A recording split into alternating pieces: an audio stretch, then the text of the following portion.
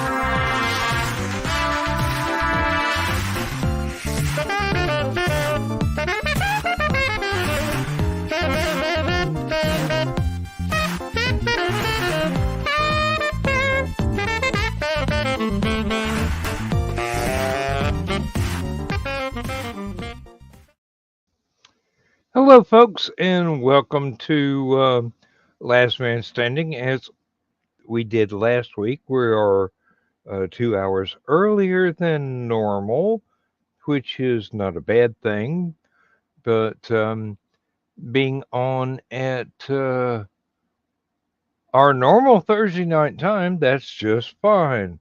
Would have been different if we were on Saturday night, which would have been way earlier than normal, but here we are. And with me tonight, I've got Joe Bachman, I've got Aunt Donna. Thesis may show up here later. I've got to redirect comments from all the other destinations to here because the iPad is not showing me my own channel for some strange reason. So, hey, that's what I usually do is go on iPad, pull up my channel, do comments from there, but hey, this will do. This will do fine. Now, where were we before we were rudely interrupted by the show having to start? I was complaining about the city of Danville. As you do. As you do, yeah. Well, we're old. It's been very hot or it's been very rainy. The yard has gotten out of control. Mm. And we live in the north end of Danville, which is the fancy part of Danville.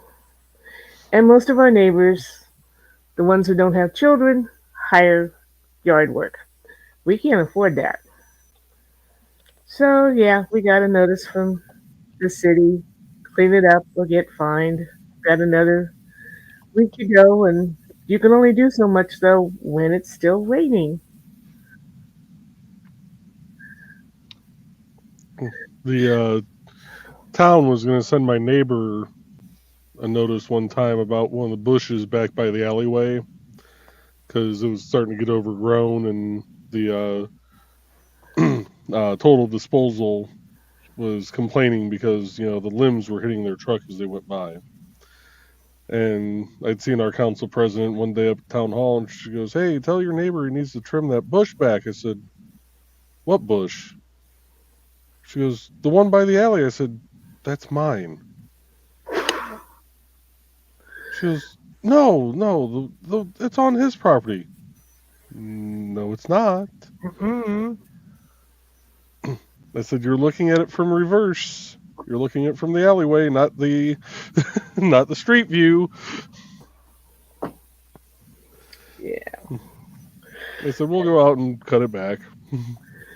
Hey, that's just like somebody was saying the city had told them they needed to trim this thing, and they go, "Wait a minute, that's in between the sidewalk and the road. The city owns that. I don't. I didn't plant it. You did." Mm-hmm. Yeah. Well, I asked her. I said, "Well, how'd you find out it's getting too big?" She goes, "Well, Total was complaining about it, so I started driving up and down the alleys, and it was hitting my vehicle too." I said, "Well, there's a simple fix to that." She goes, "What's that?" I said, "Don't drive down the damn alley."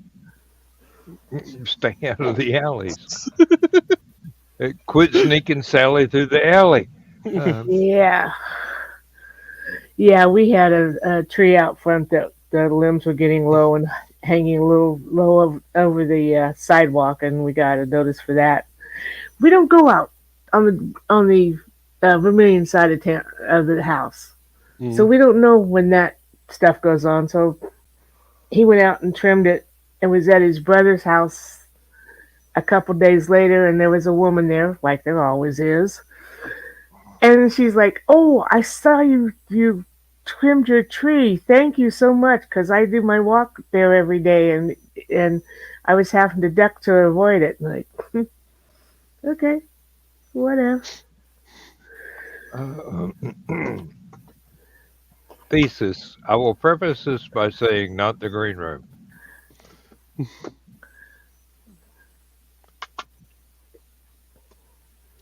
Who knows? Mm-hmm. Some guys like to be bushwhackers. Yeah, I love a good flossing with a meal. Um,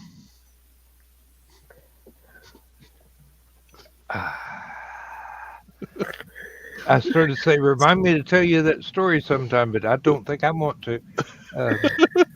Not even in the green room. Speaking of eating, she says, trying to get the subject away, I told Carl about that jalapeno cream cheese chicken breast thing yeah. he had, and he's kind of looking at me like, "You're wanting something with jalapenos." Because I don't usually eat peppers. Mm-hmm. Yeah. I reminded him, "Do you have a Sonic's up by your way, Joe?" We do not. The Oh closest man. one. Well, actually, I think one opened in Michigan City, but the closest one for years was like over in Illinois, like over an hour's drive. Yeah. Um, we have two over in Champaign, so it's like, okay, whenever we're going to be in Champaign, hopefully starting in this fall or next spring, we're going to have one here in Danville. But I digress. They have a breakfast sandwich. It's a burrito with, of course, egg, tomato, and everything, and you can get it either with or without jalapenos.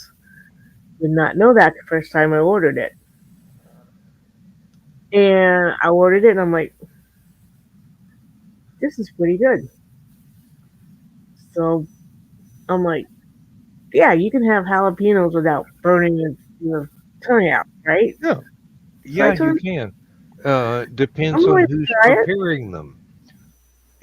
If they slice them open and take the seeds and the web that the seeds grow on inside the pepper, it reduces the amount of heat tremendously, and you just get the flavor. Mm-hmm. Hmm.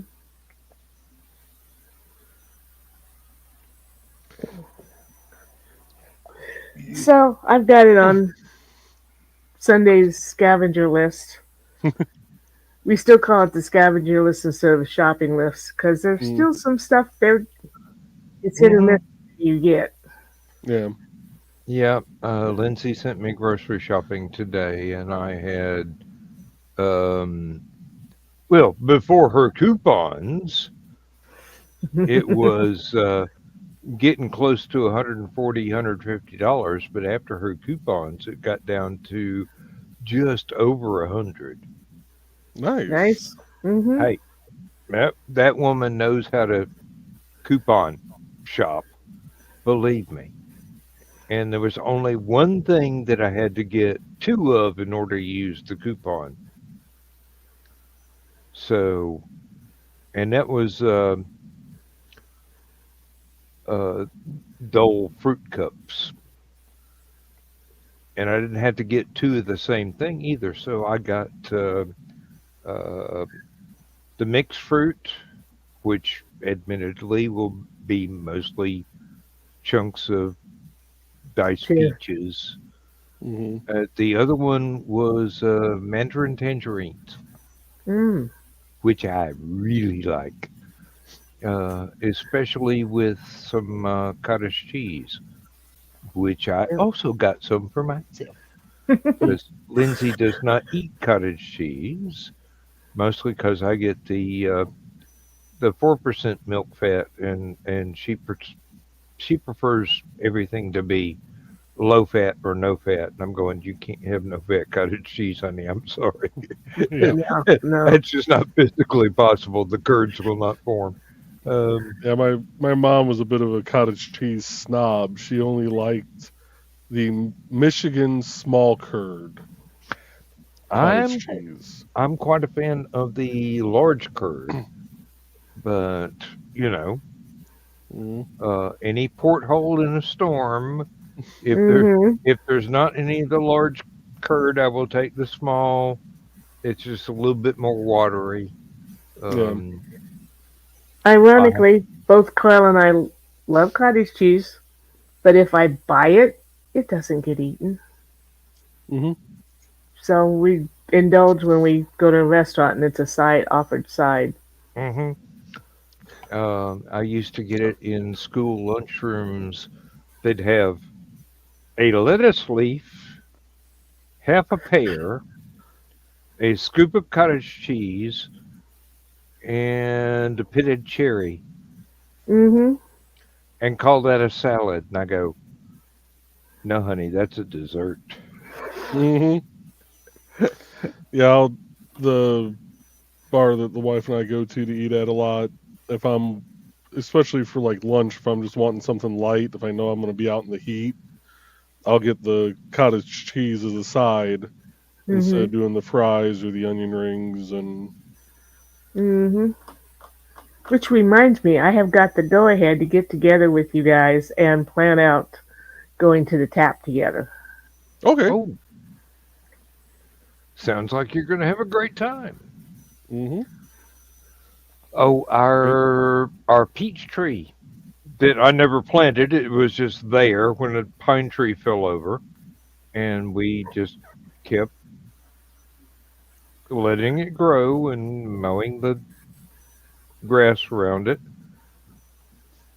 The peaches have gotten almost Georgia peach size. They're a little bit smaller than normal. They are slow to ripen, but now if there's any the deer did not get, they should be extremely sweet. I got a Hmm. few last week, and Lindsay and I have had that with um, bluebell vanilla ice cream, and it is, Ooh. oh God, it's good. Bluebell is very, very good ice cream. I made the mistake when we went to a different grocery store and got myself some of the strawberry swirl and fudge swirl little single serving ice cream cups. They were in the little fluted Mm-hmm. plastic Hmm. cups. All you can taste is vanilla. None of the other flavors come through at all. I will not buy that again. I'll Hmm. have to look at that brand and make sure. And Lindsay and I are both going, no, Bluebell is worth whatever extra it might cost. Yeah, some things you just can't go cheap on. Oh yeah, Right. it's like don't ever buy store brand soup if there's Campbell's on the shelf. Exactly. Yes. Uh, while my parents were gone on vacation, the damn deer ate most of their tomatoes and zucchini. Oof. Yeah, that happens. A friend of mine in Kentucky gave me a recipe for a spray that you can put on your garden plants that will cause deer and rabbits to avoid it. But I would recommend washing the fruits and vegetables very carefully afterwards. There's nothing harmful in there. It's just, ooh, that's disgusting. Um, hey, he swears by it. He's got a decent garden every year. Nothing uh, harvests his vegetables before he does. Um, Yeah, we didn't now even that do a garden this year. now that I'm retired, I can finally put the greenhouse together. I've had a greenhouse packed up in boxes out here that I'll have to assemble myself for a couple of years now, waiting on me to retire and have uh, non-heat stroke inducing or non-frostbite inducing weather long enough to put the thing together. Hmm. Uh, and I think I finally figured out how to make sure it's somewhat more than slightly um, windstorm proof as well, Hmm. which I would really need. Hmm. Um, I've got so much stuff I need to do outside, and I finally got time to do it. And I keep writing instead of going outside and doing stuff that I need to get done. Um, hey, it's a valid excuse. I Oh, mean, yes. I'm retired now. That will be my only means of extra income. Hmm. I need to keep writing on my story. I just keep finding other projects to do. I know, I know. Um, my current project is replace the water heater. I've got a new water heater. It's sitting in the van. I've got to undo the wiring on the present dead water heater, take photographs so that I remember how to wire everything up correctly. Hmm. Got to replace the floor in the water heater closet because of the pinhole leaks from the copper pipes ruined that bit of floor Hmm. completely. At the moment, the plywood that we had covering up the hole in the floor, the particle board having fallen completely in, is out in the van being sunbaked to get the water out of it from the most recent water leak that I really did not Hmm. need, but it occurred without my approval. Hello, Hi, Teresa. Teresa. Good evening, Teresa. How you doing? Oh Lord, now I sound like one of those 90210 characters. I Well, promise you, I am in no way, shape, or form a Joey. Hmm. Uh, but no, I've got the lumber to replace the flooring with. I've got insulation to replace what um, got ruined. Uh, I've got a metal stand to assemble to lift the water heater because The new water heater is a larger diameter, but only half the height of the old one. So I got a metal stand to put it on up above the wood. Um, I've got treated 2x10s to replace the particle board and the plywood in the water heater closet. This is not going to be significantly damaged by a further water leak ever. And I'm going, well, if this works, every place else that the particle board has been damaged by water leaks under the house, those rooms are going to have everything stripped out down to the floor joists. And I don't care about the expense. I'm going back with treated 2x10s, 2x12s, whatever I can afford at the time. And it will not only be nailed to the floor joist, but I will be sealing it with a waterproof silicone caulk and then getting, I forget what it was that it was called, but it's a tongue and groove, supposedly waterproof, very, very thin flooring material. Because Yeah, we use that in our kitchen when we redid the floor. Lindsay and I have agreed no more peel and stick tile because it don't stick very well. Yeah. Especially when you have pets with claws, sticky bladders. Claws. Oh. No, it wouldn't matter about the claws if they just didn't have stick them on the back of the peel and stick tiles. It was shall we say pet urine is their particular kryptonite for that glue. Of course. Hey, pet urine.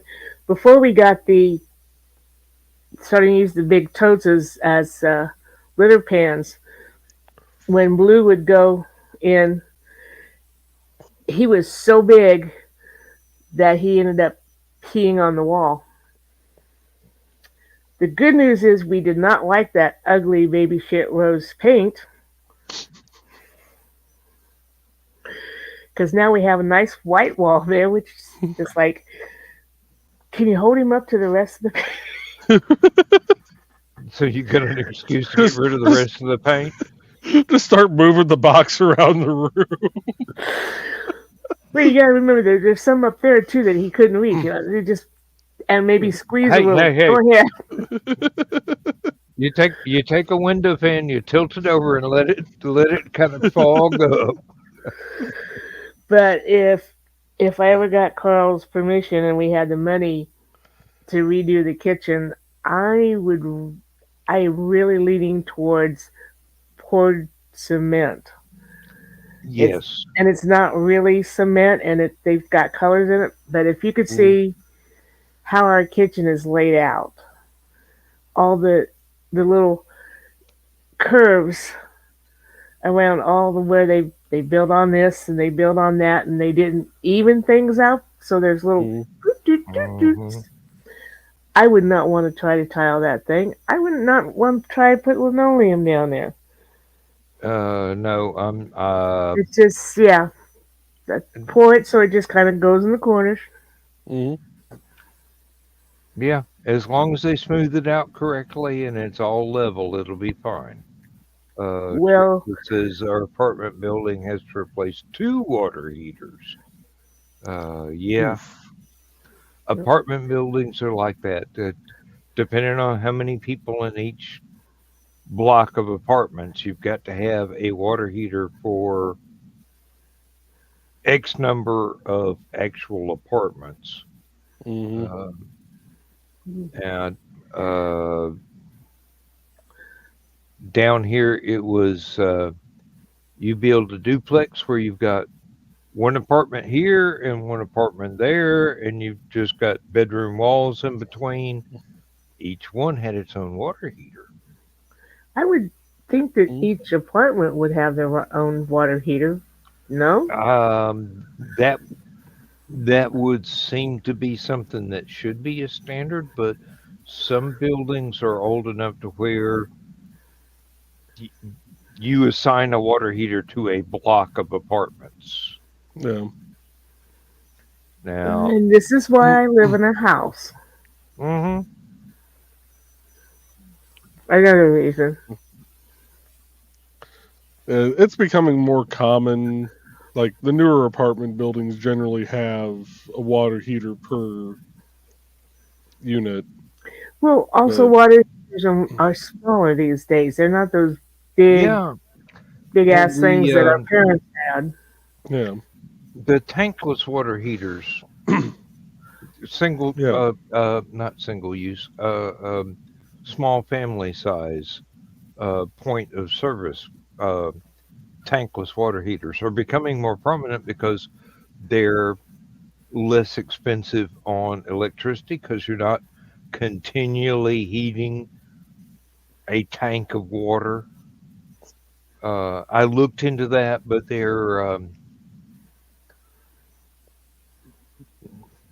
they're very Susceptible? yes, that word, um, to um, if you're on well water that happens mm, to include a lot of minerals or, in our case, red clay mud that I have to Mm-hmm. put filters in to get rid of.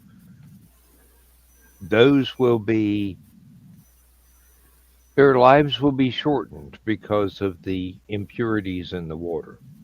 yeah. For some place that's on city water that's already uh, filtered and cleaned to a fairly well before it gets piped in your house,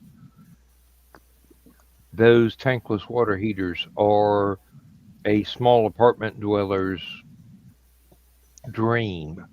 Hmm. Mm-hmm.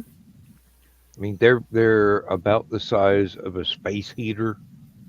Yeah. Some of them. That's what we're going to put into the new concession stand when we have it built, is just an electric, tankless water heater, because the only thing we're heating up is the hot water to the sink. Yeah, You and know. it's probably city water to start with, so it's fairly clean Yep. when it gets there. Um, Well, I can remember having those big water conditioner things from Culligan. hmm, Was what Culligan was known for in the beginning, yeah, Hmm. in the great big yellow bags and having to put it in every so often. Yep. Had those at both the house on the farm and the house up at Rossville. I'm going to put this thing on the input to our water heater, and it's a full house filter unit Hmm. with its own on off valve right here, so I don't have to crawl into the house and turn the water off At to least you be know able where to the. change filters. At Hmm. least you know where you can turn the water off. Yeah, at least I knew where I can turn the water off. We Uh, thought we knew. hey, you I had mean, a water heater you didn't know existed.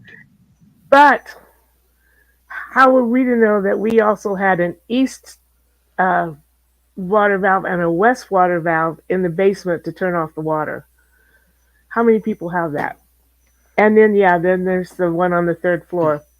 So you have two different taps coming into the house. Evidently.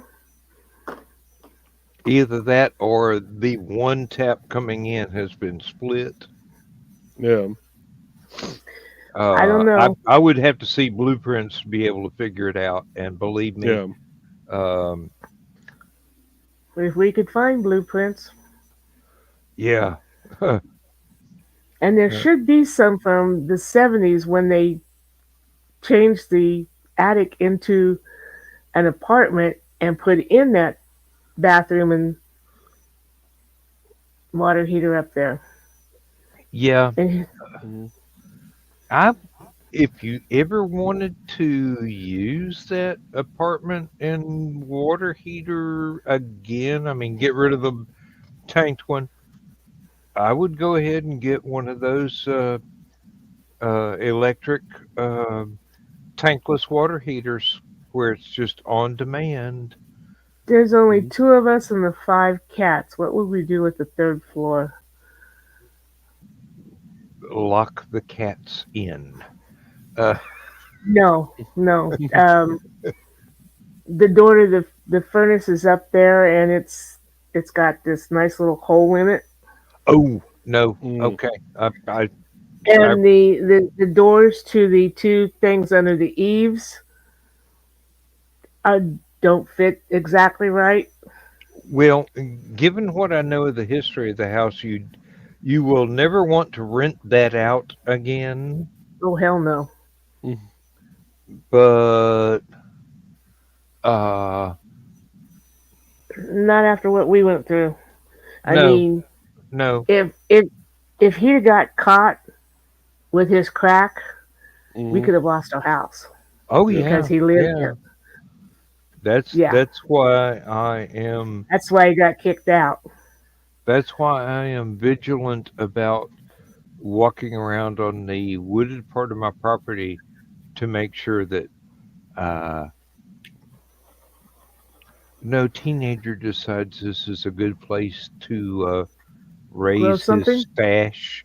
Mm-hmm. Yes, To because plant the devil's lettuce. hey, when it becomes legal, that's fine. I will harvest it before you get a chance to. But no, uh, uh, Hey, Grant. hey Grant, how Hey, you doing? Grant. No, I just it'd be even worse on my family farm, about 3 miles away, because that is uh 68 acres that would have to be patrolled, Mm-hmm. You got it. Mhm. What? and Don't you have a somebody that drone? no don't have a drone, and Why not?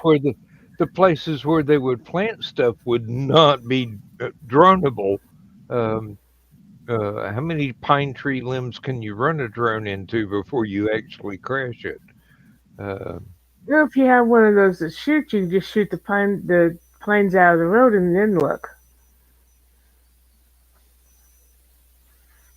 I know. I've been watching too many spy shows. I I don't think saw it I've on ever seen Dan's brain just snap in half like that. I'm going. I saw it on NCIS New Orleans. If I wanted pine shot out of the way, I'd buy more ammunition for my 44 Magnum and just go out and have fun. Uh, huh. Four Oh, foot pine tree, boom!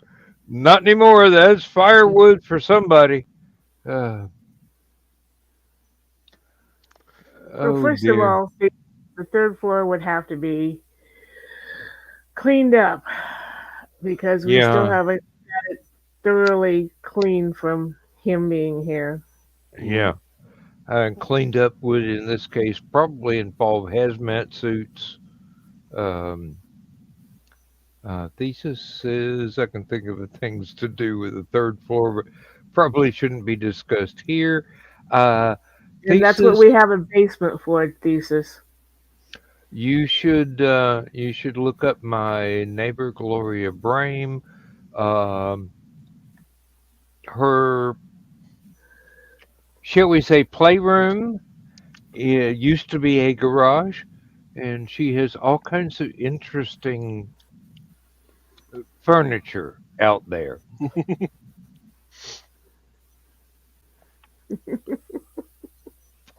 Oh. Just never forget your safe word.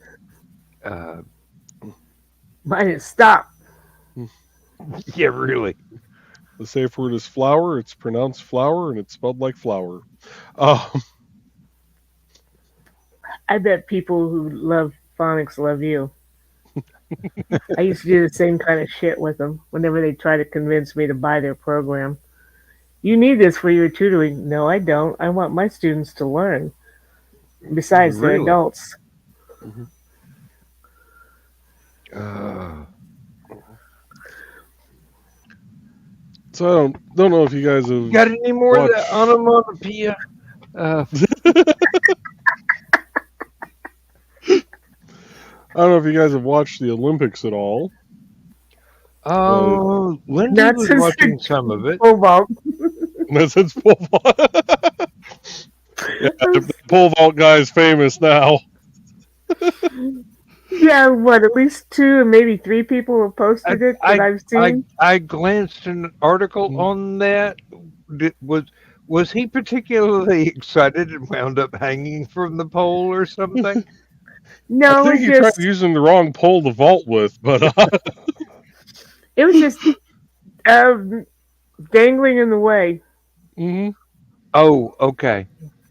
And somebody said no, his pants was what knocked the pole off. No, trust me, I observed this very carefully. It did hit it. His pants did hit the pole, but it only went like that Mhm. past it, not knocked the pole. It was that third pole that definitely knocked the horizontal pole off. Yep. Mm. This is I one was. reason why you shouldn't be excited when Yeah. you're doing When we wear a cup. Olympic sports. Um, Anyway, Joe, I, what I, I about the wouldn't. Olympics? I wouldn't think that you would need a cup for pole vault of all things. Well, actually, yeah, because I've seen quite a few of the videos where the guys have gotten nailed by the pole. Mm-hmm. You know, when they've come up and over and they release it and they don't quite get that push back, and it just Mm-hmm. kind of sits there for a second and then perfectly times its fall into them.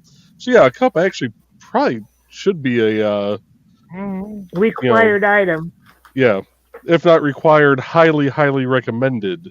Um, I've kind of been but keeping up with the Canadian stuff through Willow. okay, They've been I, doing a lot of good stuff. I've caught a few of the competitions, a couple of the fencing ones. The men's finals for teams Italy and Japan was a good one up until the last 2 legs. They sorry, not the green room. the 7th leg, the guy from Japan. Wait a minute. The competitor from Chernobyl has just checked in. Right. He had Not gone the in green for room. right. Anyway, Gone in for a hit.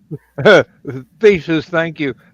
Watched a bit of the fencing, but that's it. That would be Yep.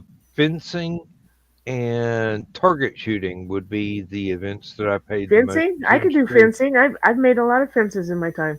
hmm Anyway, Yeah. Joe, you were saying. No, the guy from Japan had lunged in, actually got the hit on the guy from Italy. Well, when he lunged in, they were both coming at each other. The guy from Italy, his sword kind of got caught up. It bent his wrist back, and the pommel, Ooh, the guard, came back into his wrist. Mm.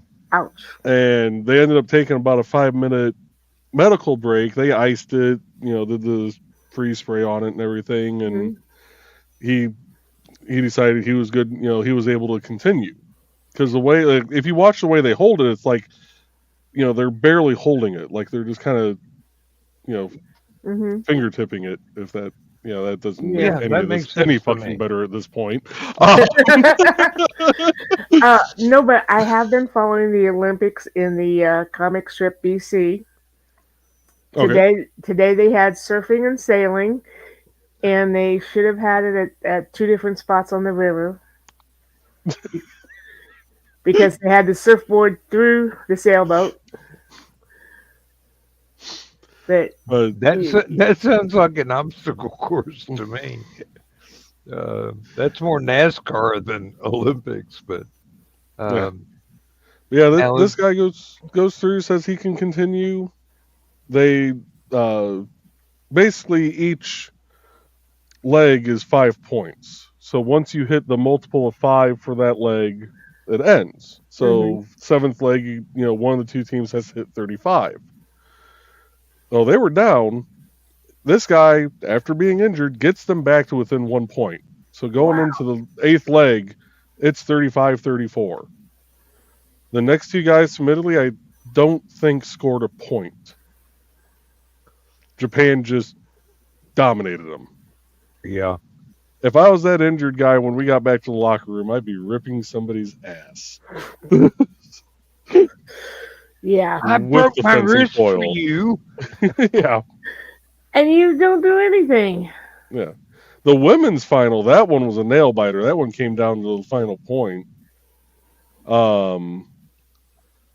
Then I caught men's water polo, which I never thought would really be that interesting to watch until US was down, I think, like 5-1 against Australia, and they made a comeback and they got the lead. Then they lost the lead and tied it up, and it went to a shootout. It was actually like I'm sitting there watching, like, okay, I'm kind of learning what this is, what's going on here. But Now, when you Now, say a shootout, what is that? so similar to hockey, where they do, it's just one of the people against the goalie. Okay. So No guns they or arrows involved. no. no, That's my favorite event from the Winter Olympics, the biathlon, where mm, you ski cross country and then target shoot and then ski further across country and then target shoot again. yep, Um, And let's you see. have 3 bullets, and there's 2 people ahead of you, and then you win. Hey, I don't have to outrun the bear. I just We have to have outrun you. you. yep. Uh, Watching the Hong Kong against Italy's men final, I had to laugh when they're talking about how the temperature in the building was becoming a problem for the athletes. So during the day, it came up to 75 degrees in here. And he just laughed because that's what the AC is set for in his apartment. And I'm sitting here going, I put on a sweater at 75 degrees. I would Um, say my AC is set at 78. Mm, Of course, we're not exerting ourselves. mm, well, except at certain given intervals. Um, mm, Ooh, then you got a fan for that, right? exactly. got lots of fans. Mhm. Loving that OnlyFans channel. Um, Learned a few things. I mean, right now, the temperature with the air conditioner on in my office is 81. The temperature outside is 83. And I keep watching the canal boat videos in England. They're going, "Oh my God, it's getting up to 20," and I'm going, "Good Lord, that's like 65, and it's a heat wave." Oh, but it For can go up them, to 37, and I'm going, "Yeah, that's the normal temperature here." Mhm. That's 95 to 98, somewhere around in that range. it's only 70 here now. I'm going to have to use my electric blanket tonight, maybe. Mm. Um, oh, Lindsay just got us a new. I don't remember whether it's a comforter or a new top liner for the memory foam mattress. I do not remember what she told me she bought. Hey, she bought it. If she don't like it, it's her problem, not mine. And Yeah. Thesis is here, Hi, so Thesis. Hey, No, Lloyd. no memory foam in this house. Not after I almost got smothered by it one time. we'll just tell Carl to roll off of you. I couldn't. I was so damn deep in that. Couldn't move my arms. Couldn't move. My face was all. Now I make sure I've got my hands like this, but I was just laying face down because it's okay. And my face was so far down, and my everything. I couldn't move. I couldn't say get off. I couldn't kick him in the ass. I couldn't do anything. And finally, he got up, and I'm like, let's not do that anymore. Okay, we're gonna have to do a GoFundMe to get Aunt Donna some scuba gear. No. He got rid of the memory foam, and Aunt Donna makes sure she's got something propped under her face from now on. Not gonna miss my massages. Mm. I don't know how we can follow that declaration, but I'm sure we need to try. So the United States is in the lead, 30 gold medals to China's 29. Hey, So we are winning the Olympics right now.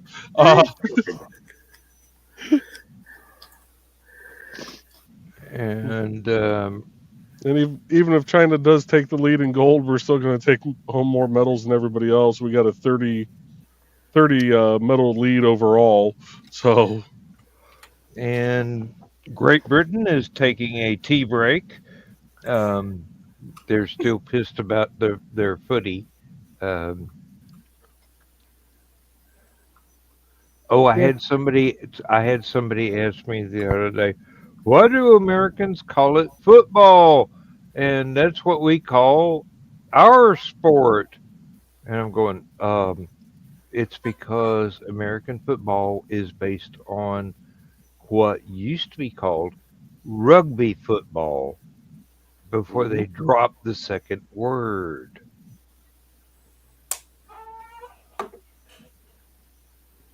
And I go, why do you keep calling it soccer? And we go, you invented the word. Just because you don't use it anymore, it's your word. We just kind of go, nah. And believe me, if American football teams played by rugby rules, there'd be a whole lot fewer pads and a whole lot more injuries. Those guys slam into each other like ice skating transfer trucks. I mean, seriously, those are some obscene amounts of impact injury.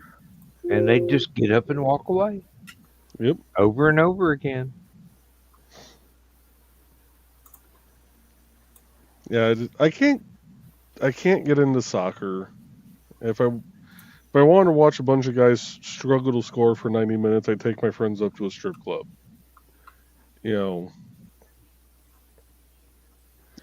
That would be more entertaining. And frequently is, yes.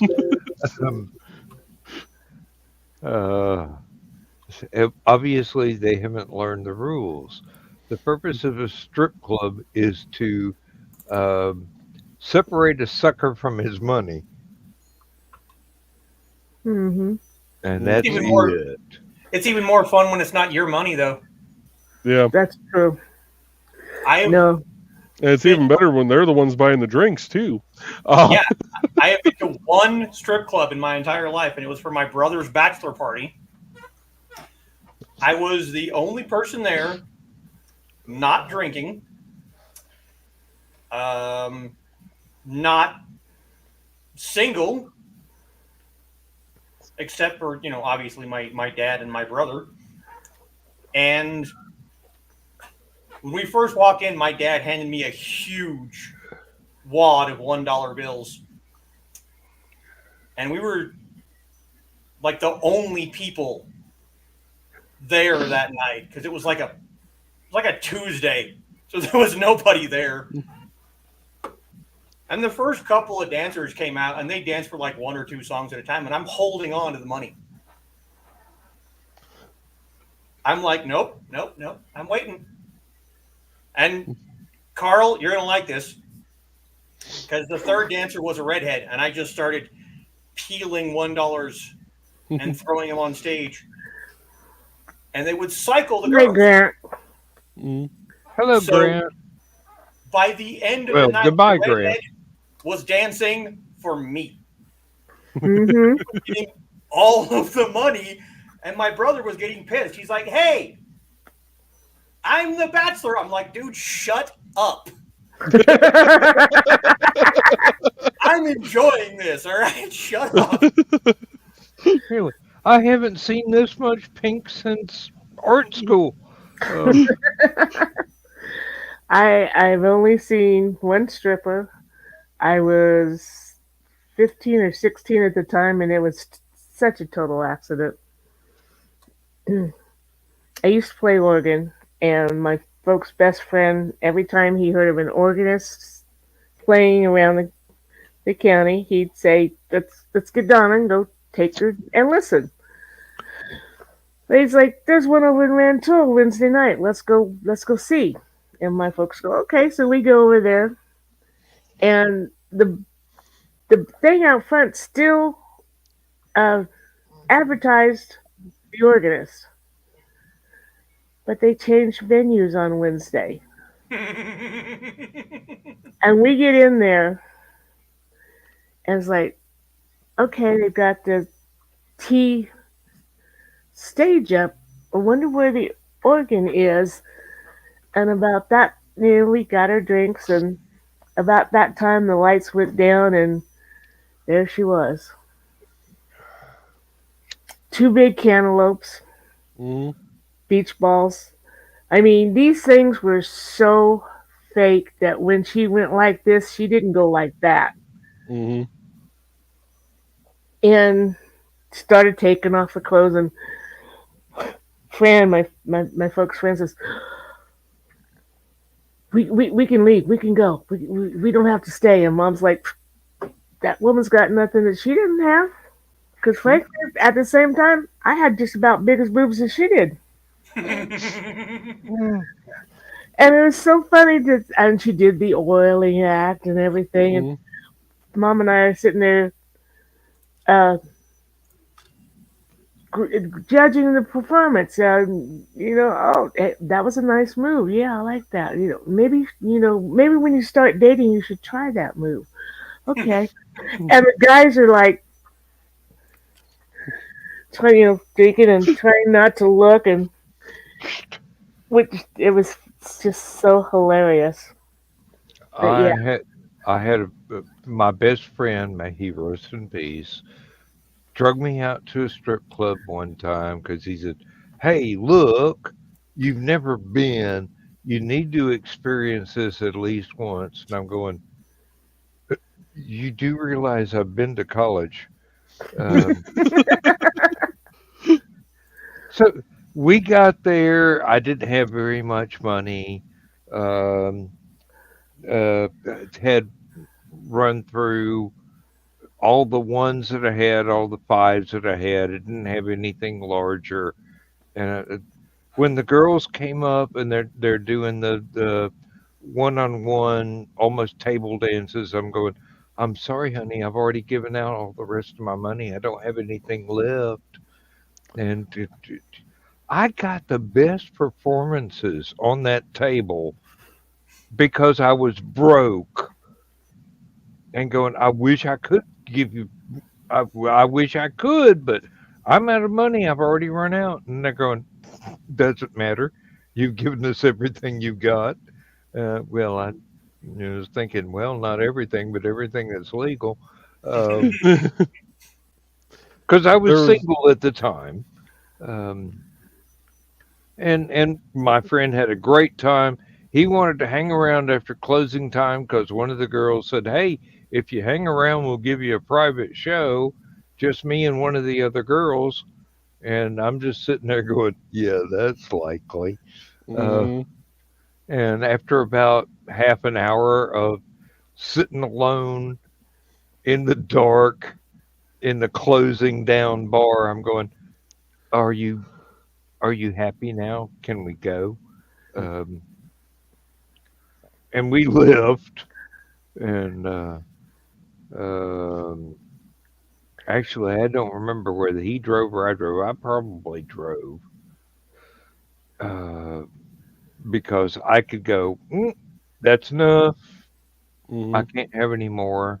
I'm not the designated distraction. Yeah, I've had several nights up at the clubs, and there was one night I was up there, and uh, the one DJ they had there at the time, I'd known her for years. She used to shoot pool at one of the pool halls I went to, and she was this tiny little thing. She was maybe 4'8" if she stole the heels from one of the strippers. Um, so she was this short little thing, and we'd give each other shit back and forth, and she would always make the dancers come out. They call it the diamond review. They'd have them all up on stage, announce their names. Well, then she'd make them go around and do chair dances. You'd hold $1 up, and girl would come over, give you a quick dance right there at the chair, and she'd yell switch. And I'm sitting there, I'm just enjoying my drink, and she calls me out over the speaker. She's like, "Joe, why don't I see $1 up in the air?"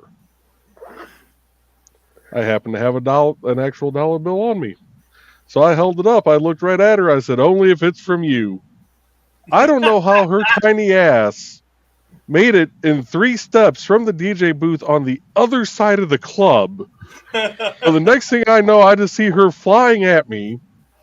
Pretty sure I needed a cigarette after she was done. She hops up off me, grabs the microphone off the table, yells switch, and snags the dollar out of my hand. And I'm sitting there, my glasses are off, all crooked. I'm like, the f just happened to me? Challenge And accepted. there was one more memorable moment for this night. There was one young fellow, um, college kid, obviously, and it was his birthday. Oh, those are interesting nights. So he got special attention from all of the dancers. Hmm. And you know how you're not supposed to be allowed to touch them or Hmm. anything?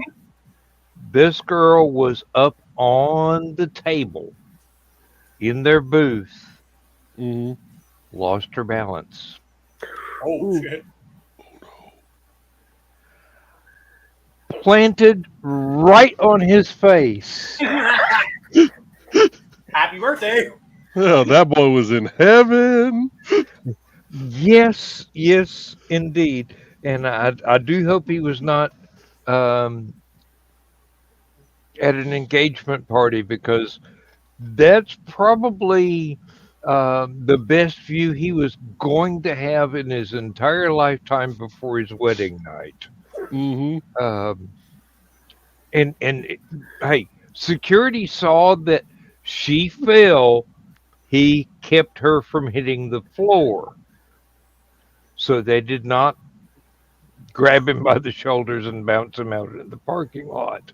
Yeah. But oh, he got free drinks the rest of the night.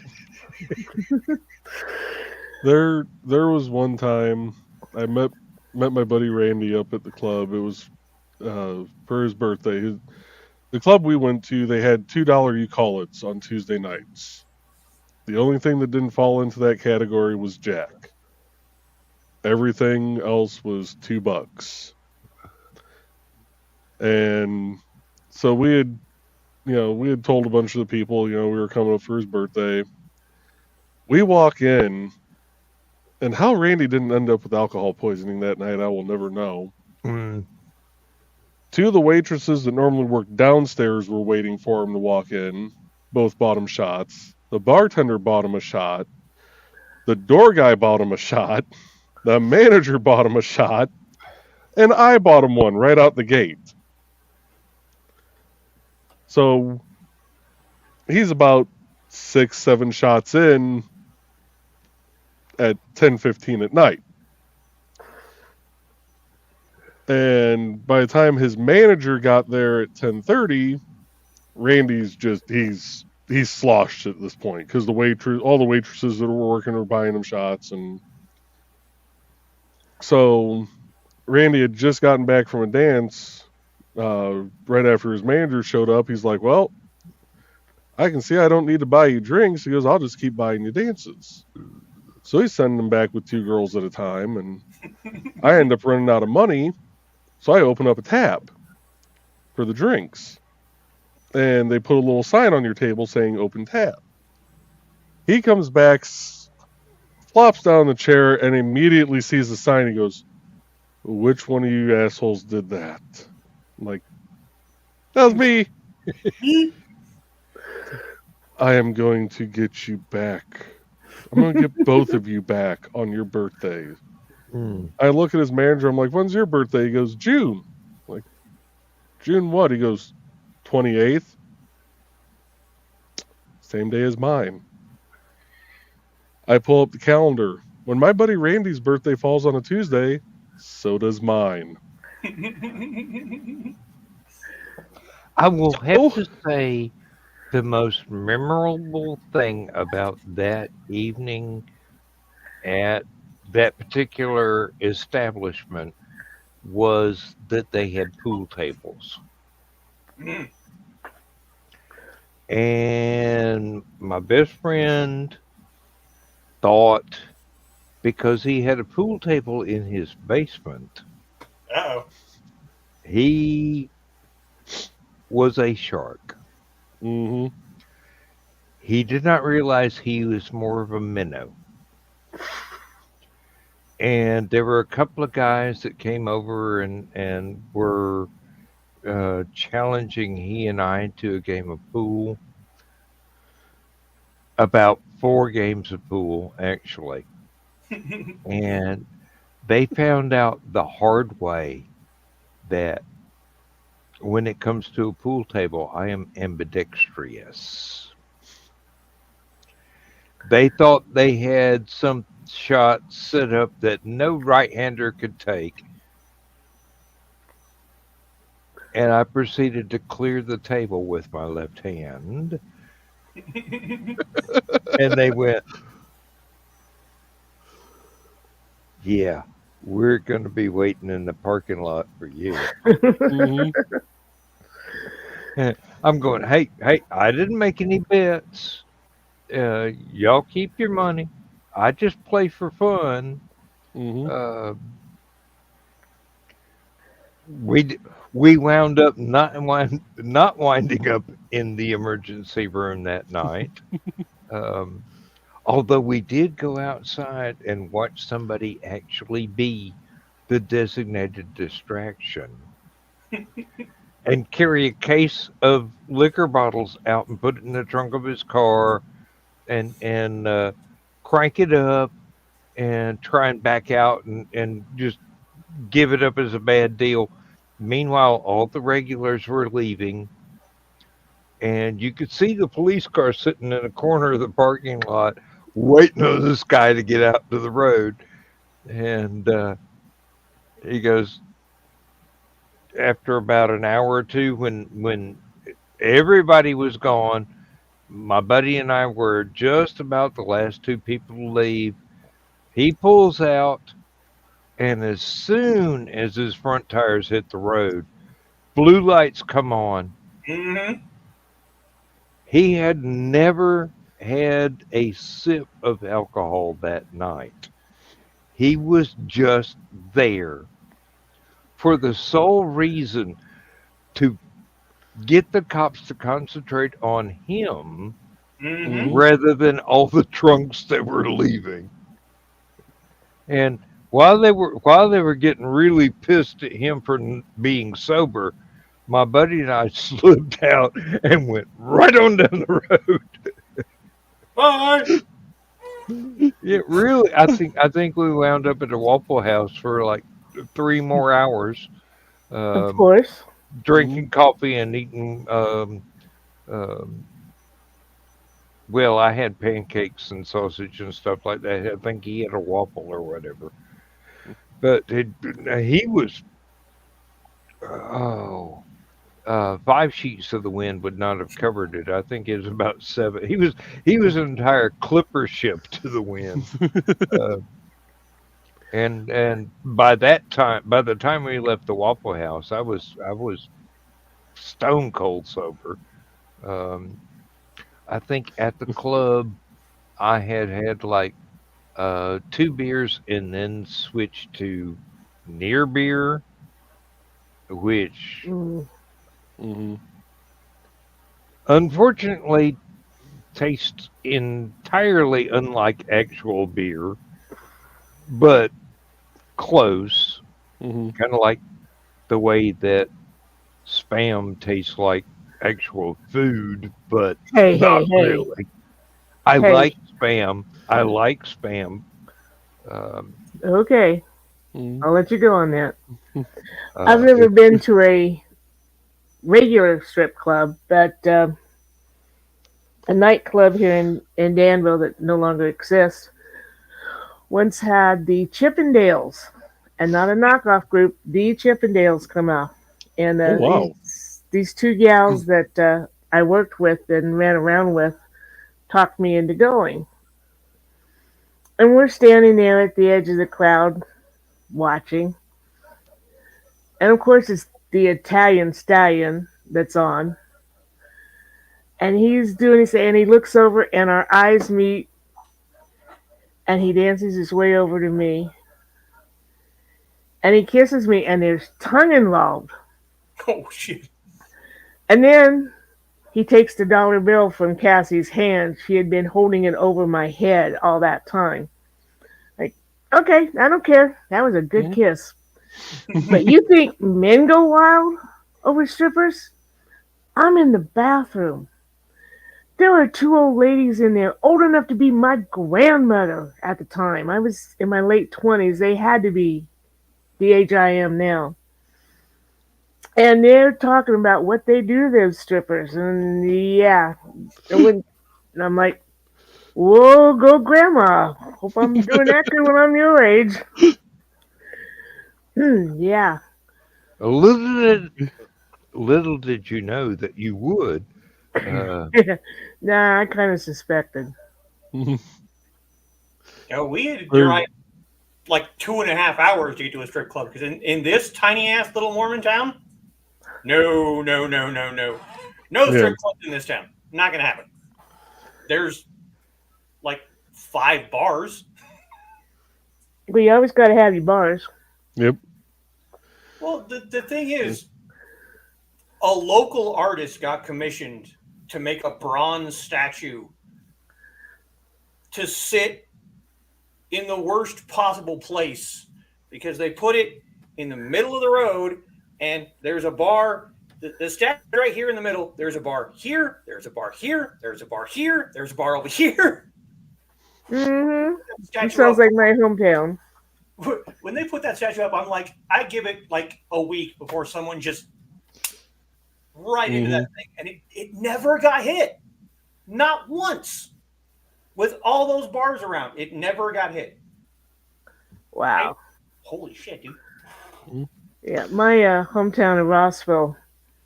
The only reason you would see it as you go through it is because it has a stoplight at the two main intersecting.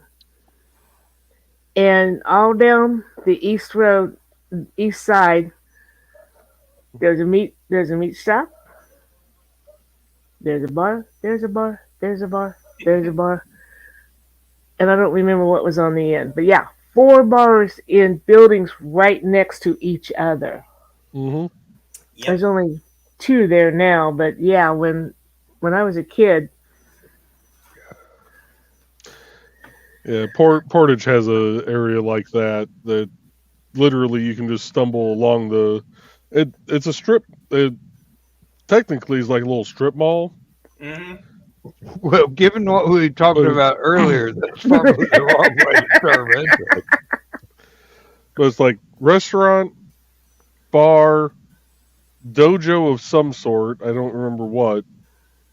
Bar, bar, bar. So you can start at one. It's great for St. Patty's Day because you Oh, I know bet. one of them's actually an Irish pub. So you start there and you just kind of it's Yeah, in the yeah. middle. So you go down to the other one, come back to the Irish pub, go down to the other two, come back to the Irish pub.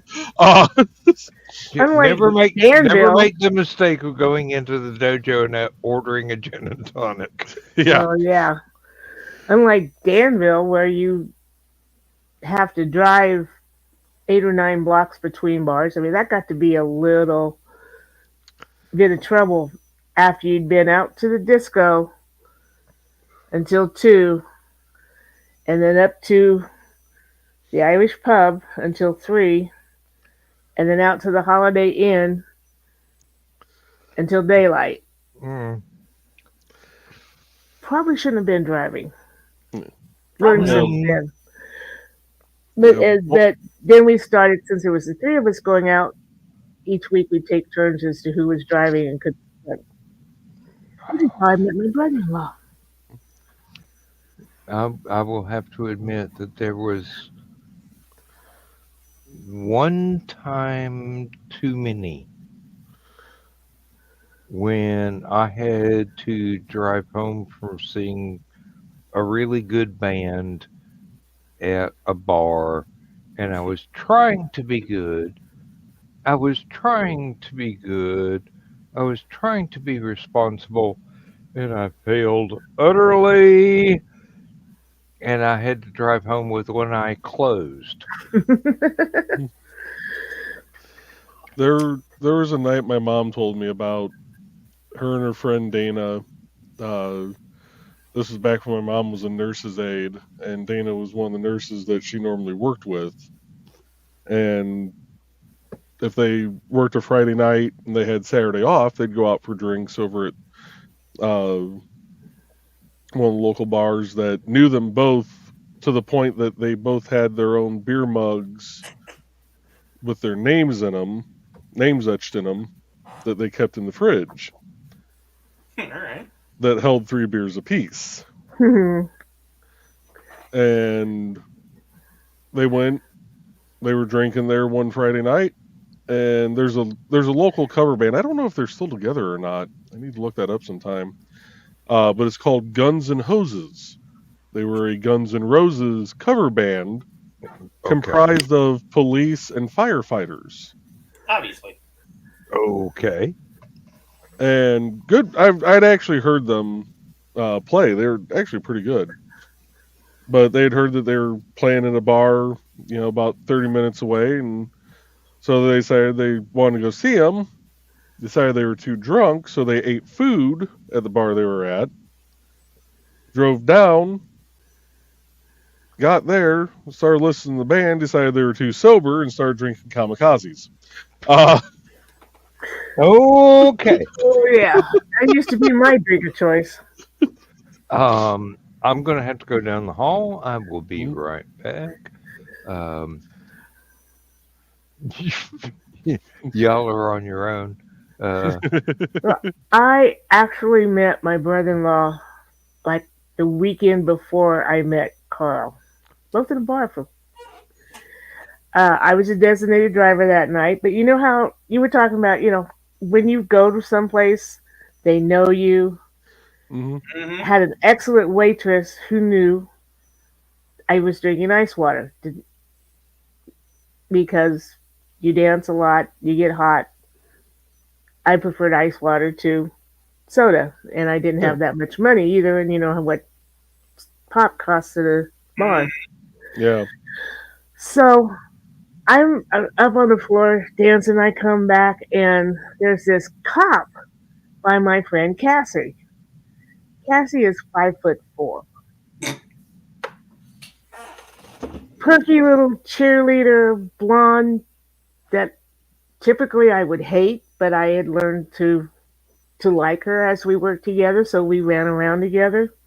And this cop was hitting on her. And she was like your friend, about schooner sheets to the wind. Mm-hmm. He was, yeah, and he's like, you can't drive like that. I need to take you home. And Cassie goes, that's okay, I'm not driving. She is. And points at me, and about that time, I pick up a Tom Collins glass, which if you don't know what that is, that's about yay tall, Mm-hmm. filled with ice water. Oh, wait a minute, Tom Collins is clear. Yep. Just down it, just because I was hot and thirsty. And he watches me do that, and this SOB makes me do a road sobriety test there in the middle of the disco. Mm-hmm. Oh, jeez. Now he's lucky because I'm finding this amusing Mm-hmm. instead of what I probably would have usually done. Yeah. Yeah. So he had to admit that I was sober. He had to let Cassie go home with me. Followed us all the way back into Danville. Like, then he finally turned off because he was still living in Oakwood. He turned off on the Oakwood turnoff. Meet Carl the next week. He's sitting on our other friend, Joni, who gives me the help look, and I go over and help, and there went the next 37 years of my life.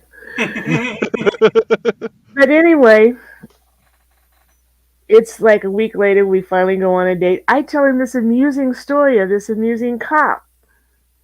And I go to work the next day, and I tell Joni, I told him that cop story last night. He thought that was funny. And Joni's eyes got this big, oh, you shouldn't have done that. His name's Witzman. What if they're related? And I go, oh, so when I talked to him that night, I said, you know that cop I told you about?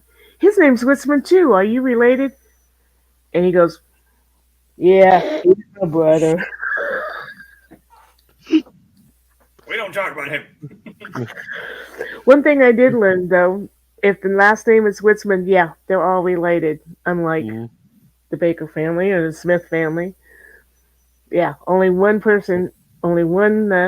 relative came over to the States, and they're all related. And you can tell the Witzman men, they all look alike. Mm-hmm. Yeah, there was one night, my buddy Eric and I were heading up to the club, and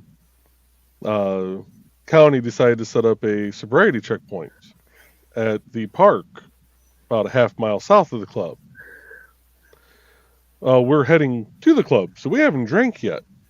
They pull us in, and they take our IDs and everything. I'm in the passenger seat, and I got a cop standing there, and he goes, so have you guys had anything to drink tonight? I said, nope, you got us on the wrong trip.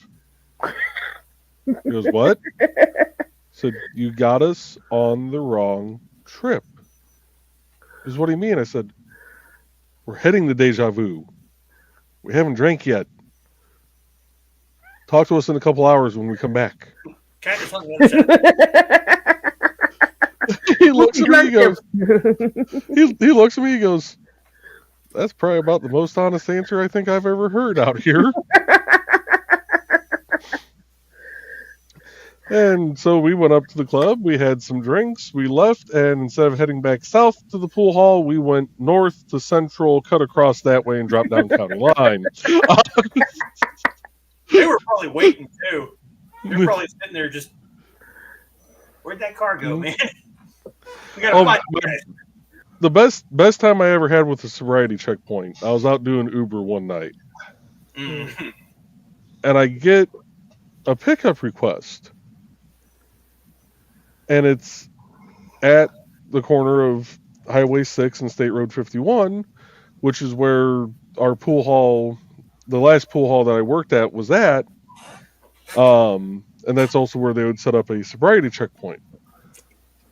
And I'm looking at it, I'm like, why am I getting a pickup from here? That everything's closed. And I get up to that intersection, I see the sobriety checkpoint. I'm like, that's weird. Well, they only have a certain amount of space for people in that one, so like I think they can pull in like 6 or 10 at a time. Come here. And if they don't have the space to pull anybody else in, they just let traffic flow. And so they pulled a bunch of people in. I was the next one up, and the guy starts waving me through. I'm like, no, I need to go in here. And he's like, no, he goes, we don't have enough space.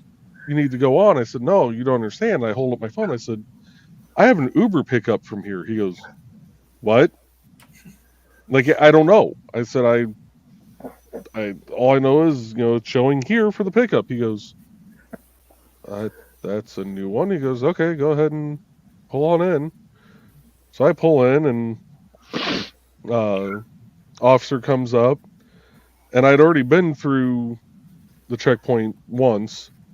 So the officers that are like actually pulling vehicles into the parking spots for a little more of a check, sees me and goes, oh, you're good. Just go ahead. I'm like, no, I'm here for a pickup. He goes, you're what? I'm here for a pickup. I have an Uber request for a pickup. He goes, well, that's a first. I'm like, well, apparently it's a fucking first for everybody tonight. Yeah. He goes, well, what's the name? And I gave him the first, because it only gives me the first name. He's like, well, what's their last name? I said, I don't know. I said, and I've tried texting, I've tried calling, can't get an answer. So he pulls me into one of the spots where, they, do a little more in-depth check of the vehicle, and this officer walks up. He's like, okay, I'm going to need you to step out of the vehicle. I'm like, for what? He goes, well, to search it. I said, for what? I said, I'm here for an Uber pickup. He goes, what? Jesus Christ. Yeah, I'm going to be having this conversation all goddamn night. Awesome. Here we go again. So okay. finally the commander walks over. It's just Uncle Dan. He knows me because I got into his ass one night when they set up and the pool hall was still open. And they were taking up all of our parking spots and not letting our patrons come over to the pool hall, which we didn't serve alcohol at. So it's not like they could have popped him for drinking and driving, leaving the pool hall. But he comes up and he sees me. He's like, well, they got you pulled in here for. I said, I'm here for an Uber pickup. That's all I know. This is the girl's name. I said, I don't see anybody sitting out here, do you know who this might be? And he yells the name a few times. No one comes around, and he's like, well, I can't have you wait here. I said, I'll pull around the side of the building, side of CVS. I said, I have to wait 5 minutes before I can cancel it. If he doesn't show up by that point, I'll just cancel it and go on. He's like, okay. So I pull around the side of the building. I'm just watching the countdown timer going, okay, come on. Let me just cancel this so I can move on with the night. The next thing I know, in my mirror, I see a flashlight just kind of going back and forth. And I hop out and I look. He goes, I found her. Ah, shit. Where? Oh, she was sitting on the other side of the building in the dark. Okay. Yeah, she wasn't drunk. She just had expired plates, and they were so far expired that they impounded the car. So yeah, I got to listen to that the whole way back to the south side of Valpo. That was a fun ride. Yeah, I believe it probably would have been. Having been on the receiving end of, oh, it's so unfair. I just missed it by 6 months. Shut up. Hey, Yep. I live in the South, believe me. there is a whole level of entitlement based on sheer stupidity that does not exist in the rest of the country. Mhm. Oh, I don't know about that. Uh, Yeah, but she. usually it's guys. Sometimes it's a girl, and I'm going, uh, your daddy's a multimillionaire, isn't he? Mhm. I, Well, I, I wasn't holding on an actual conversation. I was just overhearing stuff and thinking in the back of my mind, there mhm. is a reason why you feel so privileged. Yeah. Well, And in her defense, she had just moved into her own place about six. Her Mm, place for 3 months expired. She had just moved into her own place about 6 months prior, and when she lived with her parents, her dad always went through and just renewed all the plates for all the vehicles all at once. mm-hmm. And she didn't even think about what, her plates, needing to be renewed. She was 3 months into living in a new place and just spaced it off. So I can understand why she was pissed, because it got impounded. She had to take an Uber clear back to Valpo, which wasn't a cheap ride. And then she had to get it out of impound. But so Mhm. I can understand her frustration. She finally admitted, she's like, it is my own dumbass fault for not realizing that they didn't get renewed. yeah, I only then you're had not going to do everything for me anymore. more. Yeah. I'm I only had expired plates once. Got pulled over. Okay, the cop was the husband of my sister-in-law's best friend, and Carl and I had gone to their wedding. So when he pulled me over, he knew me, Mm. and he says, "Do you know why I pulled you over?" And I said, "No, because I was doing the speed limit for once." Because I was actually slowing down to take the turn to go home, Mhm. and he says, "Oh, your plates are expired." And I went, and I looked at the briefcase that was sitting beside me on the thing, and I looked back at him and I said, "I didn't put them on, did I?" And he's like, "That has got to be the most realistic reaction I've ever seen. Are you going home?" And I said, "Yes." And he says, "As soon as you go home, put them on." "I will." And it didn't even give me a warning or anything, but Mhm. yeah, it used to be really great here in town because I had friends on the force, I had relatives on the force, Uh-huh. I had cousins on the force, I had a brother-in-law on the force. Now I only have a great nephew on the force, and I don't know if he'd do anything for me because he's been raised right. I had one of the. I was talking to one of the cops here in town one time, and he goes, "Yeah, I almost pulled you over the other day." I said, "For what?" I said, "I do at most. I do like 2 to 3 miles per hour over the speed limit through town here." I said, "I know there's only one of you normally on shift, and you're bored as shit." You know. Uh-huh. And he goes, "Yeah, exactly." He goes, "And I had a trainee with me. He was driving." He goes, "And I know your vehicle." I'm like, "Well, we could have made that really interesting." That And could he have been. goes, "What do you mean?" I said, "Well, he would have activated his lights. I would have activated my lights, act like I was taking off." He goes, "Oh, I'm going to have to do that now." I'm like, "Why?" He goes, "Because he already thought you were a cop. Because I have the set of lights on the top of the truck that look like a set of, cop lights that are up, only they're red and yellow, not red and blue." And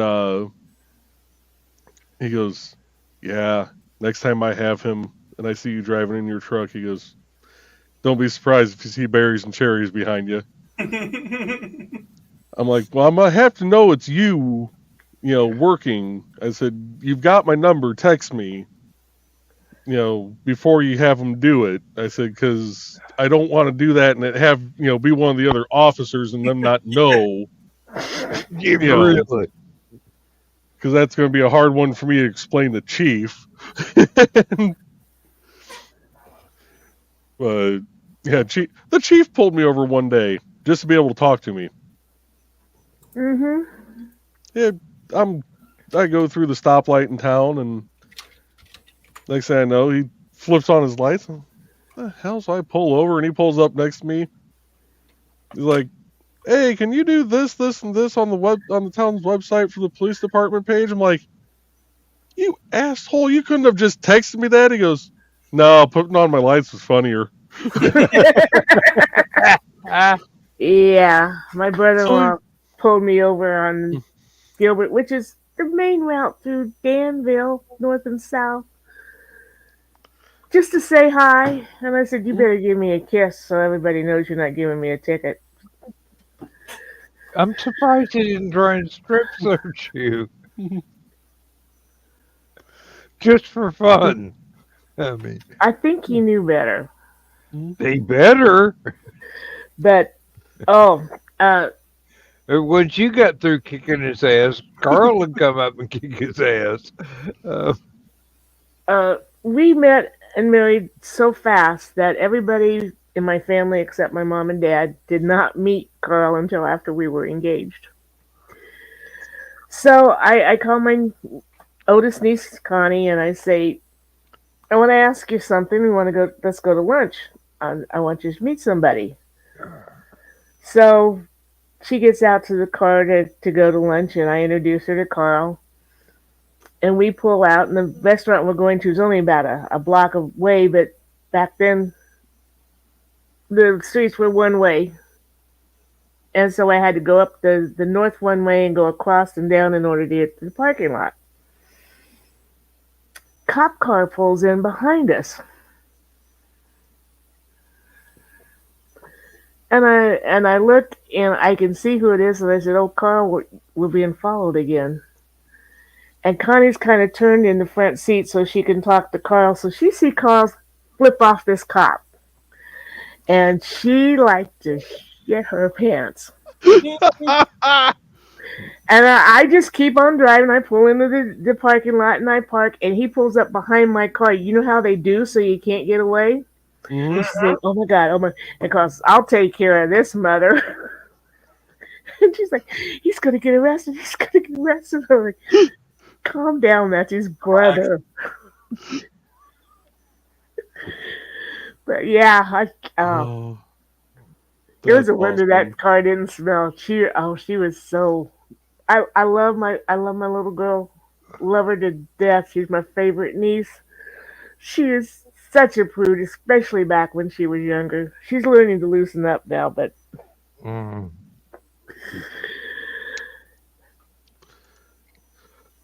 Yeah. Oh. But yeah, after I made him kiss me, he never stopped me again. But if he saw me on the street, he'd drive his car past and flip me off, and I'd flip him off, and I'll bet we both kind of hoped people saw us do that. Screw you! No, screw you too. You need moms. He used to stop his mom when she'd drive through town just to ask her what was for supper. Oh God! He's such an asshole. Oh yeah. Or had she done his laundry? Yeah, this boy never did his. I don't think he's even doing his own laundry to this day. Either his mom did it, or he had a woman on the line that would do it and cook for him and clean his frickin' house. How did he fit into that cop car with balls that big? No shit. Wow. No. How did he get a badge with balls that small? Isn't that a requirement? No. Big ones are a requirement. Being an asshole is not. Not around here. Well, I pulled over one time, and it was the worst possible time for it to happen too. My driver's side window didn't roll down. I'm driving a red car Mm-hmm. by a park where kids are playing, and it was the end of the month. So I was going to get a ticket. There was no Mhm. Quarter time. 3 miles over the speed limit. This asshole walks up to my window. I can't roll down the window, so I just started opening the door. He jumped back probably 3 feet with his hand on his gun. I'm like, whoa! Driver's side window doesn't work. He gave me a speeding ticket. He gave me a safety ticket. He was an asshole. That is a prerequisite for being a cop, I think. Uh-huh.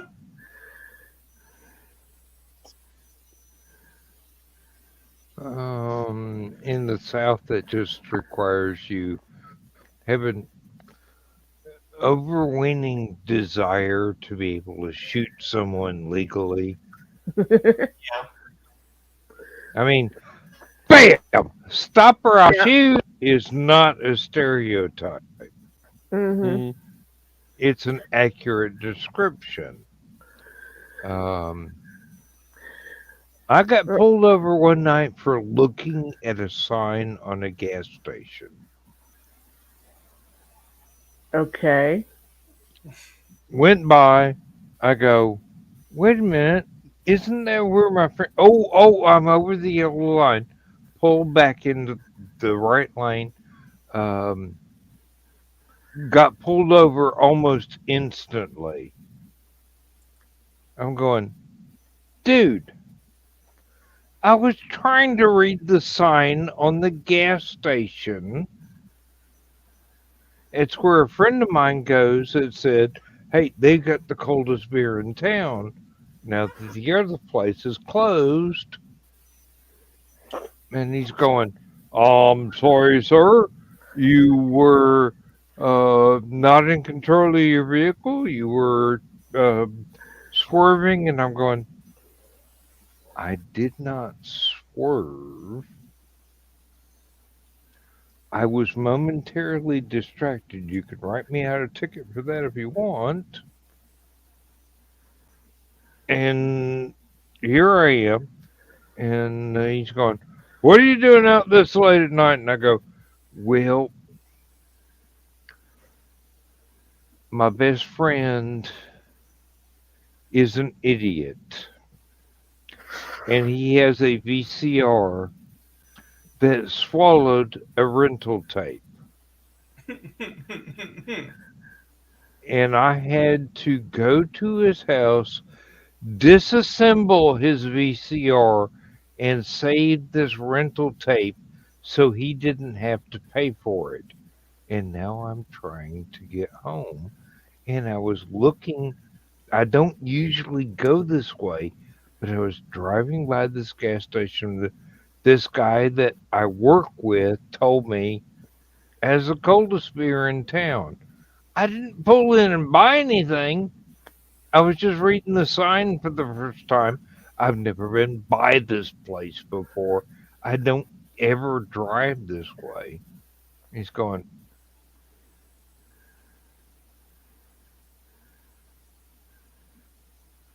are you sober? And I'm going, I should be.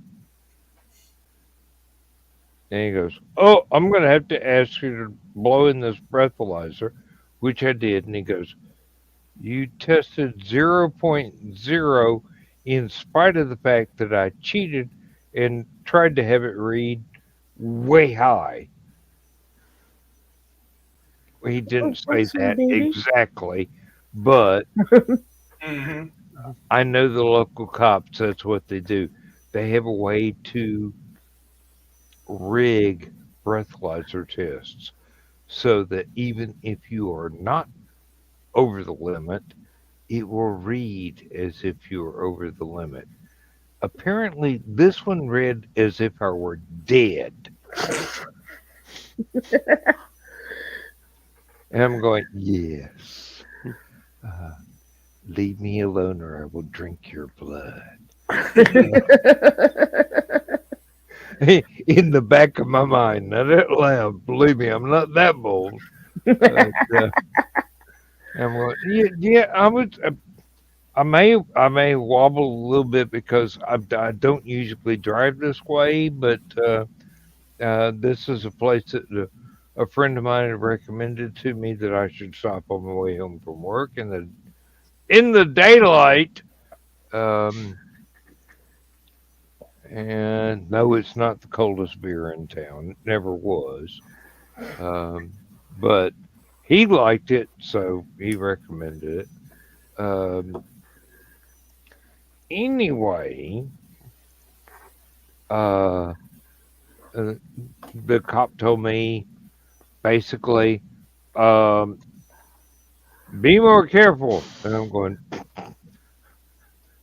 believe me, if it weren't for my friend being such a fucking idiot, I would never be out this time of night.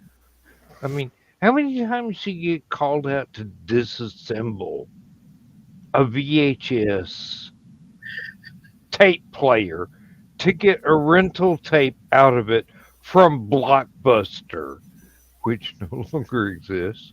And I'm going, I I just want to go home and go to bed. Um, and I'm not drunk. And he goes, no, you're not, despite my best efforts. You're not.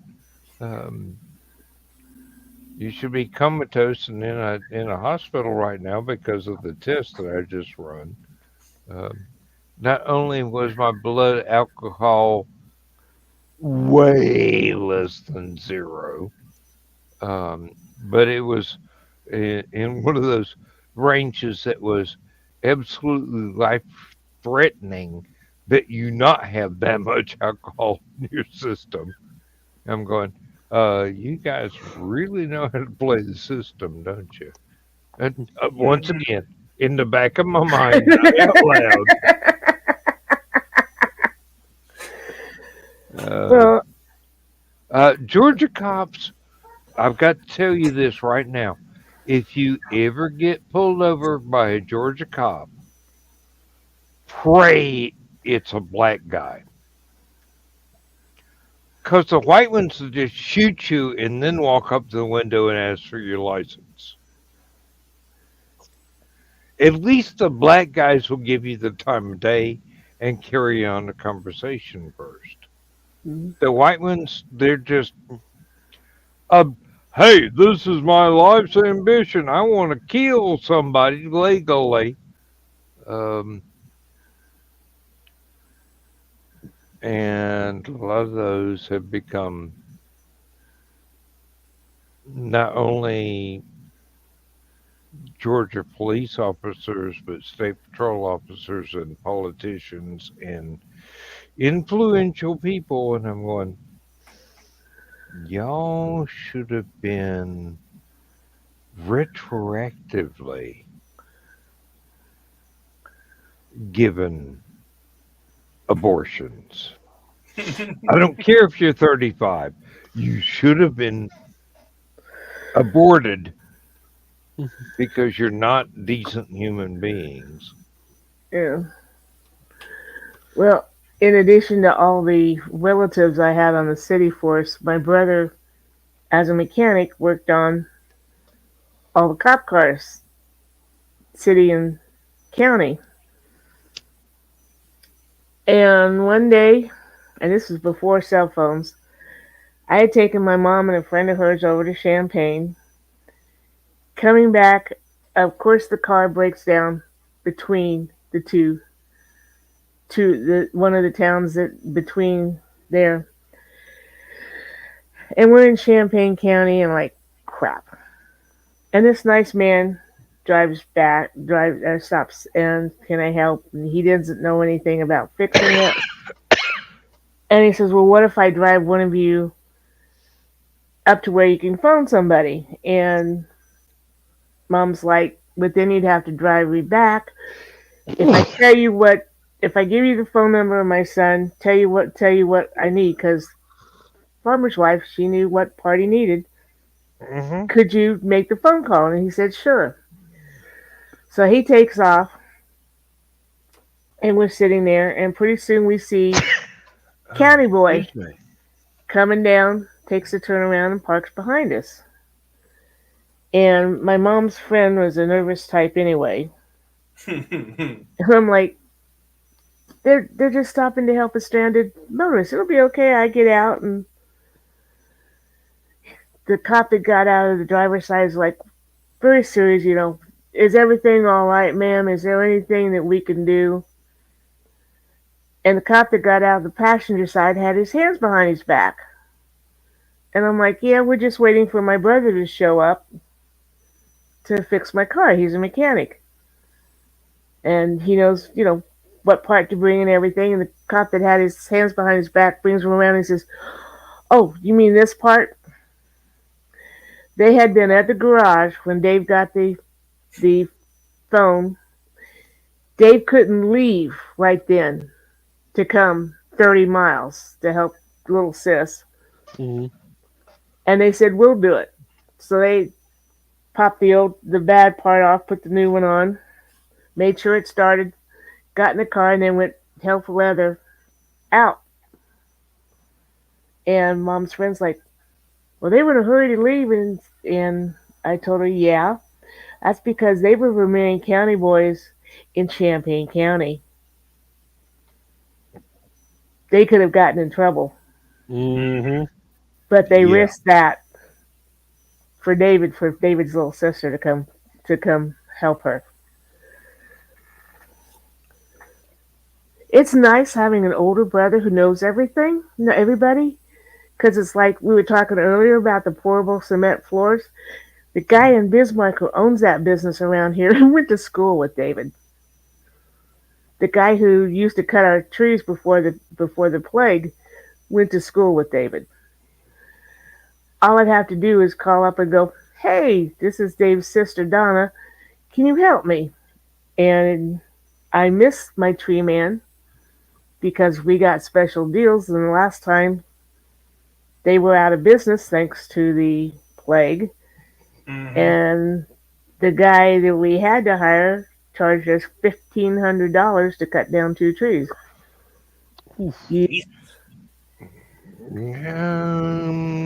That's why my ceiling didn't get fixed that year. Actually, the 1,500 for 2 would be a real bargain around here. It's basically 1,000 a piece, no matter what kind of tree it is. I'm going, excuse me, I can rent a bucket lift, have it delivered, cut all the branches off a tree that's 50 feet tall, and then hook up a chain and a winch and whatever and make the tree fall where I want it for less than that. The last time we had to have 2 trees taken out by this friend of David's only cost us $500. Yeah, that's reasonable. For two big trees. Now, granted, the one tree this last time was near power lines, but it was no problem with them. They went up with one of those baby saws, cut the limbs down, and then just took it right down. The other one wasn't even as tall as the garage. $1,500. And we had to pay it because we had to have that one tree, especially down before it fell on the garage and the power lines. And now I'm looking at my neighbor's pine tree, going, that mother is dead. I know pine trees kind of turn white and gray at the bottom. No, that one's all the way to the top, and I don't care if it has needles on it. Those needles are just hanging on because they have nowhere else to go. Yep. eventually I will have to go ahead and get a bucket lift and cut several things down around the house. And I'm sure the local $1,000 tree company is going to be pissed off because I do it myself. But I am my father's son. I know how to drop a freaking tree. Um, Oh, we had a tree. I heard a big bang, and this tree had just fallen over, uprooted itself, and just fall out of. There wasn't a wind or anything. Fortunately, fell across the street because it would have come through my window and the living room, which both are huge plate glass windows. And fortunately, it was on the other side of the sidewalk, so it wasn't technically our tree; it was the city's. So mm, yeah, yeah. the city had to come clean it up and take care of the back window of the neighbor's car that it fell on. Which is probably why they're giving Carl so much trouble over a few weeds in Probably, front of yeah. the garage. I I wouldn't doubt that, but it's not a few weeds. We are talking jungle. With the heat and the rain, we have turned into, yeah, the rainforest out there practically. Mm, But yeah. you can't expect an old man to get out there when it's 90, 100 degrees, and you know, there for a while, even of a night, would have been too hot. There was no cool time during the day or evening or morning to get out there and do it. Even right now, um, and the hurricane having been so damn close, it's still 81 degrees outside. That's not bad. Um, no, it's not. It's not. I don't have to put it on a sweater if I go outside. Um, it's 79 inside, and I've got the air conditioner going wide open. And I'm going, ooh, my feet are getting cold. Might be time to turn the air conditioning down. And my wife would go, if it was the bedroom air conditioner, my wife would be going, don't you dare touch that. Um, hey, hey, Hmm. lady past menopause, Hey, hey, hot hey! flashes are a thing. You have to be understanding I never of had any hot flashes. that's because you're always hot, Donna. Oh, aren't you sweet? I try. I did almost lose my temper one time. Guy in the parking lot cut me off. I'm in this little tracker. He's in a big pickup truck, and I revved that car, and I was gonna put it right in the side of his truck. And then I remembered that my mom was in the seat beside me, and that's the only thing that kept me from doing that. So I went to my gynae and I said, I did this. I think I need some relaxing pills for a while till this is over.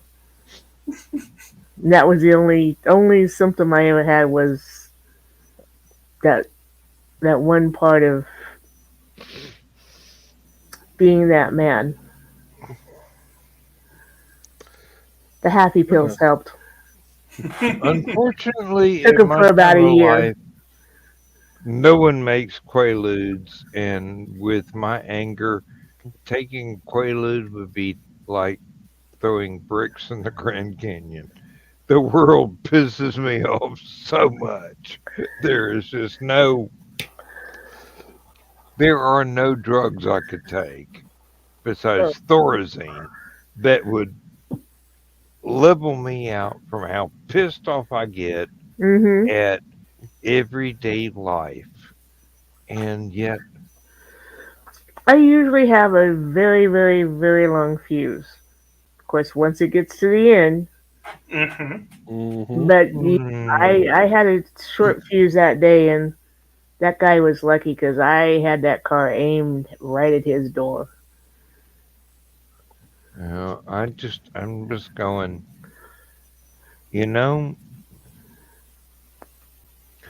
my children would not be happy if I lost my temper and proved not to be the example to my grandchildren that they hold me up to be. So I have to go, "Arr,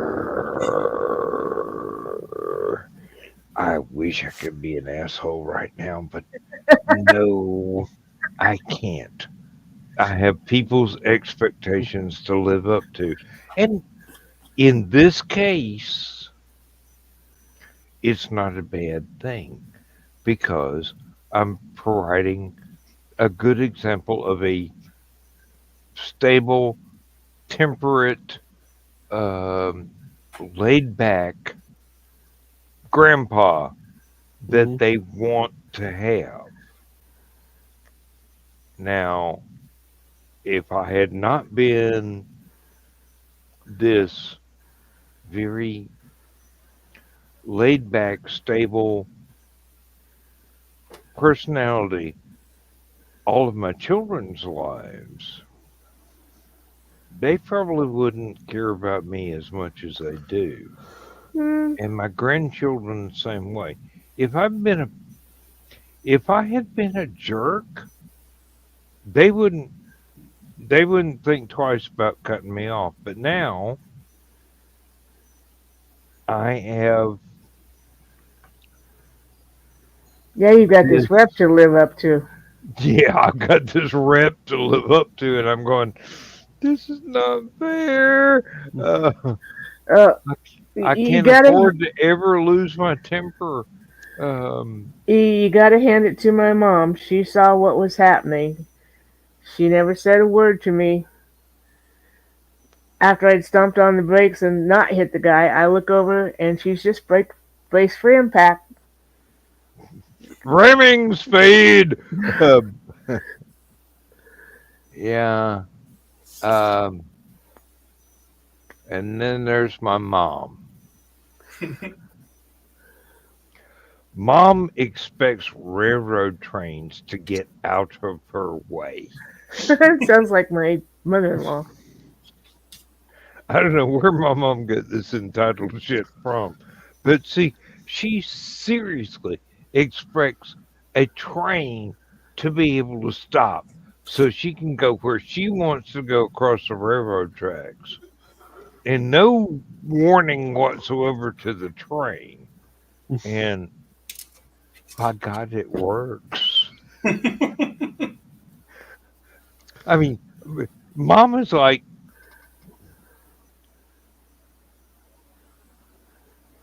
if Superman's mom ever came to Earth, that would be my mom. I mean, just so entirely entitled and so entirely impervious to harm that she never considers any repercussions about any somewhat unfortunate decision she might make. It's Mm-hmm. just, Mama, one of these days, I'm going to talk my little brother into taking away your car keys. I'm not going to do it. I'm going to talk my brother into doing it so he's the bad guy, not me. Uh-uh. No. Better make sure he Uh, finds all the spares too. yeah, Yeah. uh, I know where all the spares are. Um, You know where all the spares are that she wants you to know about. I know where all the spares are that she doesn't know about. Ooh. Daddy, Well, Daddy told me where everything is before he passed away. Daddy told me where everything is. I know where the thermite is. I know where the nuclear launch codes are. I didn't say that. Nope. It's time to say goodnight, Gracie. Yes, Oh, it is. We're at it the 2-hour is? mark. Oh, Yeah. damn it. On that note, We'll just stop right wait here. with fear, you tiny fools. Remember, my cousin Jeff does own 9 nuclear weapons. And he doesn't know I have his launch codes because he was only in U.S. Air Force intelligence, not actual intelligence. So, good night, folks. We'll be back Saturday night, whether y'all are or not. We'll be back tomorrow night in the green room, which a lot of you are not privy to, but some of you lucky folks are. And I'm looking forward to that. Mostly because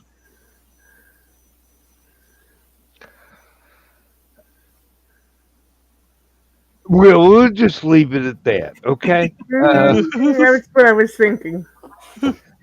Yeah, I know what you're thinking, but I did not say what you think I said. In any case, good night, folks. Thank you for tuning in to another episode of as the world spins out of control. And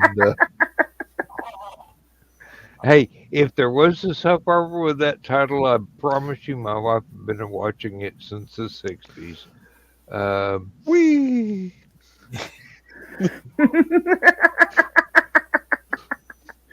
Good night, everyone. I Good night, love folks. everybody. Please, thank you for being here, and good night. Good night.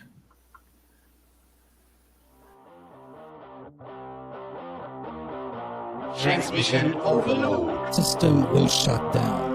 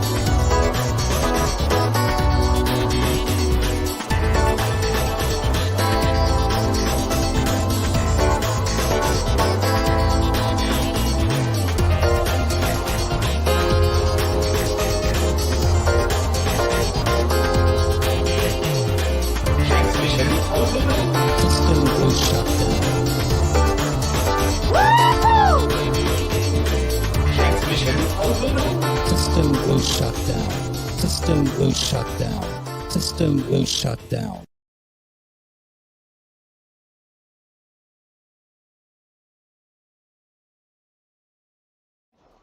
Hello, I'm Dan Hollifield. I'm the senior editor and publisher of Aphelion Webzine, the world's oldest free creative writing e-zine since 1997. Since then, we have helped over 500 amateur writers learn what they needed to turn pro. www.aphelion-webzine.com and read not only what we've got going on right now, but 28 years worth of our archives of stories. Thank you very much.